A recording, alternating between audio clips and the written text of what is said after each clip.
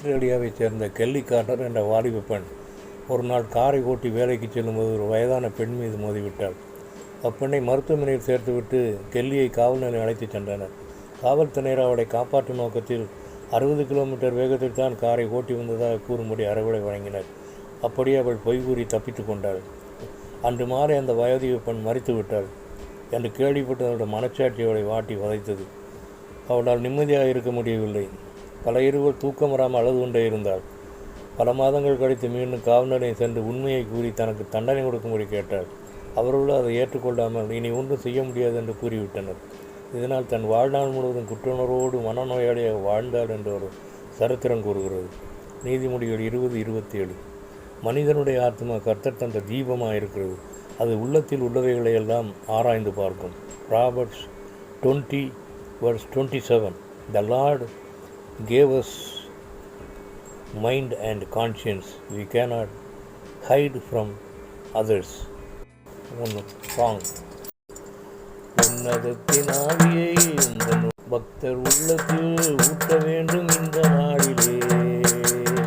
உலகமெங்கும் சாட்டினாங்களே, உலகமெங்கும் சாட்டினாங்களே. பெந்தெக்கோஸ்தே பெருவிழாவிலே பெருமழை போல் ஆவி ஊற்றினே. உயரமான உலகிலே தோன்று போகும் எங்களை தூக்க வேண்டும் இந்த நாவியார். உயரமான உலகிலே தோன்று போகும் எங்களை தாங்க வேண்டும் இந்த நாவியார். உன்னதத்தின் ஆவியை பக்தர் உள்ளத்தில் ஊட்ட வேண்டும் இந்த நாளிலே. உலகமெங்கும் சாட்டினாங்களே, உலகமெங்கும் சாட்டினாங்களே. பெந்தெக்கோஸ்தே பெருவிழாவிலே பெருமழை போல் ஆவி ஊற்றினே. உயரமான உலகிலே தோன்று போகும் எங்களை தூக்க வேண்டும் இந்த நாவியார்.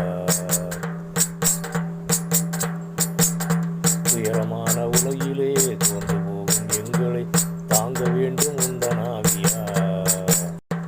உயரமான உலகிலே தோன்று போகும் எங்களை தூக்க வேண்டும் இந்த நாவியார்.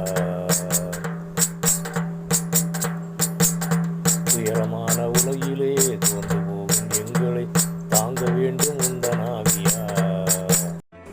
ஜெபம்.